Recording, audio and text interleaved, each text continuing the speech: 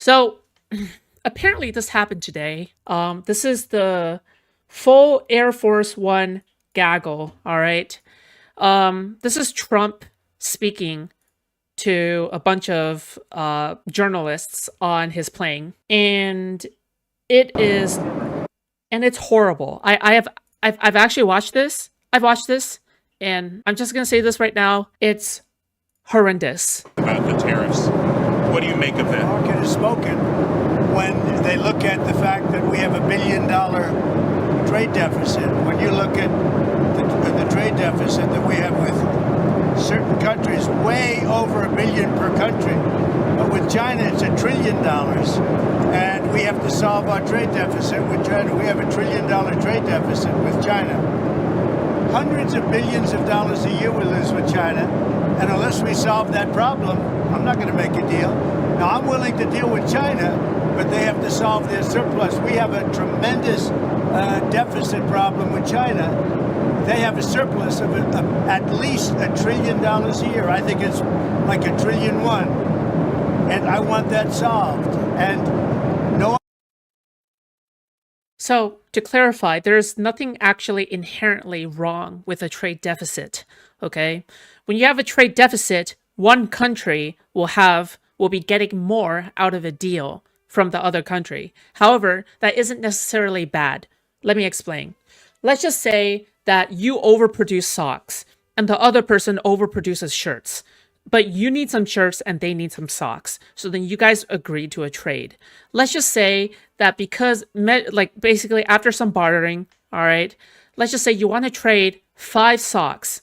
I don't know why you want to trade socks in the odd sense, not in the even pair sense, all right? Let's just say you want to trade 5 socks for 1 shirt. To you, this is worth it. To them, this is also worth it because everybody wants this amount. But let's just say the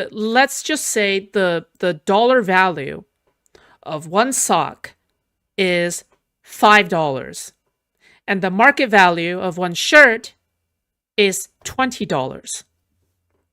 When you trade away 5 socks, you're trading away $25 worth of socks. But when they trade away 1 shirt, they're trading away $20 worth of shirts because 1 times 20 is 20 and 5 times 5 is 25. The trade deficit is $5, okay? The difference is $5 between the dollar cost of the trade. However, does that necessarily mean it's a bad trade? No, it doesn't necessarily mean that it's a bad trade. So because you figured out that from your point of view, it's worth it. And from the other person's point of view, it's also worth it. So in the end, it's not about what dollar value the item has. It's about whether or not it's worth it to you.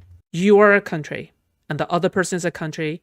This is how economy works. Now, with that being said, is there actually a problem with China and the United States when it comes to the trade deficit? Yes, there is.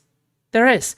China does actually gain a massive surplus. But how do we fix this? I can tell you guys right now, no economist has said tariffs are a great idea. Nobody has said that. No economists have said that. The number one solution is to diversify where you're importing your market items from. If you're getting 50 shirts from China and they have a surplus in the trade deficit, maybe you need to have 10 from India, 10 from China, well, maybe 20 from China, 10 from India, 10, and then 30 from various other countries. The reason why the trade deficit is bad, one of the biggest reasons, I would say, is because you don't want to become overly reliant on one country, especially if you're competing with that one country for the number 1 position in the world, especially. So you don't want to become reliant on one country, especially if that one country is your number 1 competitor. Well, I'm saying, and I'm definitely an economist, are you actually, or are you like joking around? But anyway, hopefully, does everybody understand? Does everybody understand what I'm talking about? We're good, right? Everybody gets trade deficits now. everybody gets like tariffs and whatever. The European Union and other nations, and they're going to have to do that. And if they want to talk about that, I'm open to talking. But otherwise, why would I want to? Okay, what Trump is talking about, okay? What Trump is talking about in terms of the market, well, like what he posted, I think is this one. It's this one, right? Trump is crashing the stock market by 20% this month, but he's doing it on purpose. And this is why Warren Buffett just said Trump is making the... Okay, so Trump shared this TikTok on Truth Social, his social media platform. Okay? So let's just take a look at this. Yeah, let's take a look at this. best economic moves he's seen in over 50 years. Now, here's the secret game he's playing, and it could make you rich. So why is he doing this? To push cash into treasuries, which forces the Fed to slash interest rates in May, and those lower rates give the Fed the ability to refinance trillions of debt very inexpensively. It also weakens the dollar and drops mortgage rates. Now, it's a wild chess move, but it's working. Now, you're probably wondering, what about his tariffs? Well, I'll tell you, it's a genius play. It actually forces companies to build here to dodge them. It also forces farmers to sell more of their products here in the US to bring grocery prices way down. We've already seen this with eggs. Now, remember, 94% of all stocks are owned only by 8% of Americans. So Trump, he's taking from the rich short term and handing it to the middle class through lower prices. There's multiple facts here that are wrong, but you guys could probably already intuit that. For example, even though, let's just say the 8% tax thing, like 8% holds whatever, I'm pretty sure that's specifically corporate taxes, and I'm pretty sure more than 50% of Americans actually hold taxes. I'm sorry, hold stocks of some kind. All right, he's taking the rich. True, he is taking on the rich. All right, so more than 50% of Americans own stocks of some kind. I'm pretty sure the actual number is 58%. And the version that people hold is typically retirement funds, okay? Again, retirement funds are stocks. Retirement funds are stocks. Say it with me, guys. Retirement is stocks. Retirement is stocks. Retirement is stocks. Retirement is stocks, all right? Don't think it's some kind of static number that just simply goes up, okay? Retirement is stocks. Okay? And this is what people do not understand. People don't get economics. People don't understand how retirement works. People don't understand how these kinds of things work, okay? When I had to put in things into my Roth IRA, which is technically a retirement fund, okay? Liar, my retirement is gold bars in Utah, true. Do you own stocks? You keep calling me stop. Okay, you need why? Do you own stocks? I do. But you know, I don't I own a lot more retirement funds than stocks, okay? Like, if you're talking about corporate stocks, probably not, okay? Well, I have corporate stocks, but I have much more retirement stocks than corporate stocks, okay? There you go. All right, cool. Let's just, cool. All right, where the fuck were we? So there's multiple things that are incorrect here, okay? There's another part that's incorrect here. Hold on. We've already seen and handing it to the middle class through lower prices. So this is just like coping and saying that it's trickle-down economics when trickle-down economics have been debunked thoroughly over and over again. No individual stocks. I don't know what that means. I literally do not know what that means. Are owned only by 8% of Americans. So I'm pretty sure, again, this is corporate stocks. we've already seen this with eggs. Now remember, so forces farmers to sell more. I mean, this entire video just comes off as cope, okay? Nobody crashes the economy on purpose in order to have a fucking 500 IQ 40 chess move. Unless it's like actually with a scalpel, right? Otherwise, you know, this fucking thing doesn't make sense at all. Anyway. Talk. And as you know, because But yeah, this is what it's referring to, okay? Just so you guys can know. This is what it's referring of to. the tariffs, we have $7 trillion already committed to be invested in the United States. How dare that filthy reporter ask President Trump about things he reposts? Horrible journalist from the failing fake news outlet. True! Okay, imagine trying to get something from a failing journalist, okay? These fake media people, all they do is that they lie, and they lie, And that's all they do. That's all they're good for. All right? The media is the enemy of the people, guys. Can you tell us, sir, were there any deals made? I spoke to a lot of leaders, European, Asian, from all over the world. I think he should talk about Biden more. I don't think Trump has talked about Biden enough. They're dying to make a deal. But I said, we're not going to have deficits with your country. We're not going to do that, because to me a deficit is a loss. We're going to have surpluses, or we're at worst going to be breaking even. But China... A deficit is not necessarily a loss, period. It's not. It warrants further investigation, but it's not a loss, okay? But this guy is like an actual fucking retard. So, you know, like, I don't know what I'm expecting here. It would be the worst in the United States. In North Carolina, already furniture people are starting to move back in Detroit and Michigan, which I won because of... Just a reminder that a lot of these companies are currently laying off hundreds to thousands of workers because of Trump's tariffs. What I said, what I'm telling you, car companies are starting to open up. In Indiana, a big one. What do America export anyway? America is a service economy.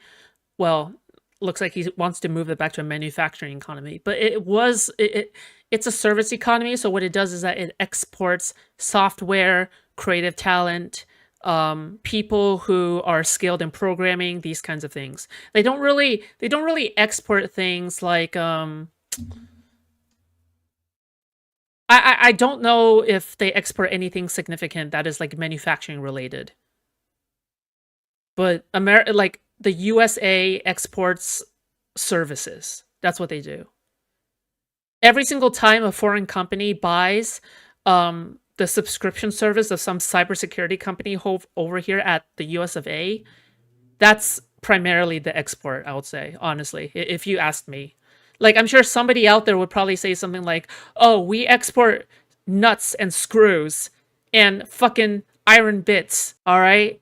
Yeah, but I would honestly say we primarily export services. You know, a lot of countries are probably jealous that we have a service-based economy, because if you're a country and you're in a tough economic condition and all of your people just fucking work in the mines and you have children that are working at sweatshops, people look at the USA and they get jealous because they're like, God, I wish everybody like the USA, like, I wish everybody here was like the USA, where all we do is work fucking desk jobs and program software and file taxes and shuffle papers around and do all that crazy shit, right?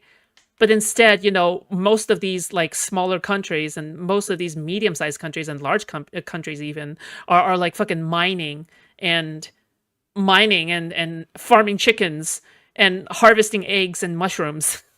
like do we actually want to go back?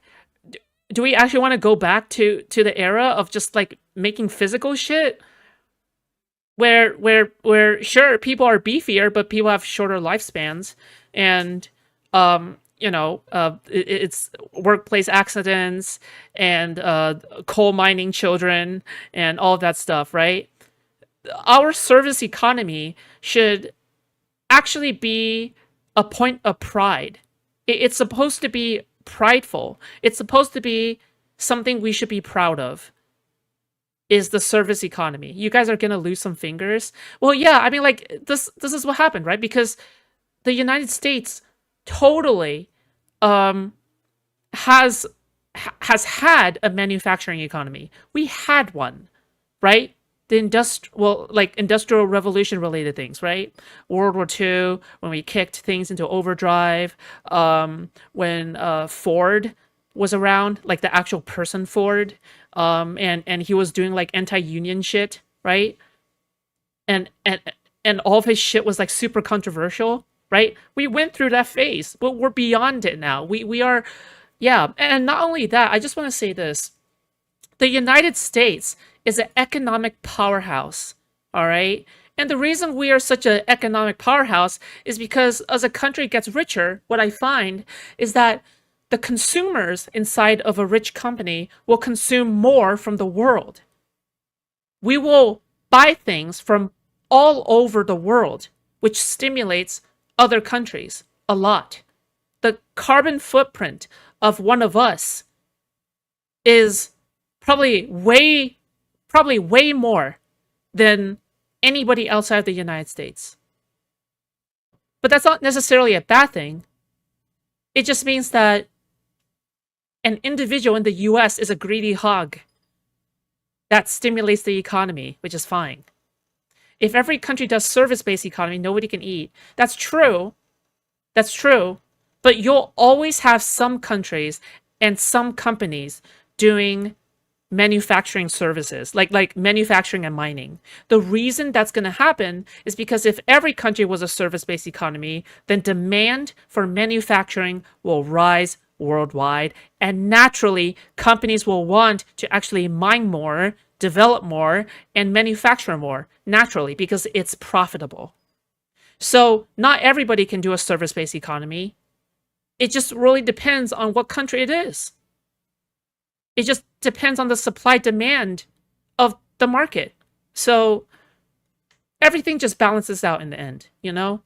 We have to believe in the free market. Also, can I just say, shouldn't we be proud of how innovative the United States economy is? Shouldn't we be proud how so many inventions and so many crazy shit comes out of the United States on a yearly basis? Like, every single time something crazy comes out of the United States, we're like, oh, this is just the average Tuesday. But then every single time something crazy comes out of France or Germany or some other country, we're like, oh, wow, that's the pride of the nation right there. That's crazy, right? But it feels as though that innovations in the United States pop off. Like, they are the people who are fronting, who are fronting everything, right? So yeah, you had a physical job, but your job wasn't a garbage manufacturing job. Like hand testing thousands of the same unit over and over in a loud factory for 8 hours a day. Yeah, I agree with that. I agree with that. Yeah, not every manufacturing job or whatever is going to be, it's going to be pleasant. Yeah. US and Europe, is that a place you'd like to? The richest country, for the richest country in the world, it's normal to have your trading partners get a surplus in trade deficit with you. Your trading partners are going to find the easiest way to import goods to your country to get incredibly high-level trade deals with the United States because you're the richest country. But you still need things from these countries in order to manufacture things, in order to produce things in the first place. So it's really normal for trade deficits to exist, especially with the richest country in the world. It's not a weakness. It's a sign of strength. But yeah, I mean, like, I wouldn't expect Trump to understand basic economics, right? I'm not an economist, all right? I did not go to school for business. I didn't go to school for marketing. I went to school for computer science. I graduated with a BS, all right? In comp sci engineering, okay? So these concepts are not hard to understand, all right? It's easy, right? Okay.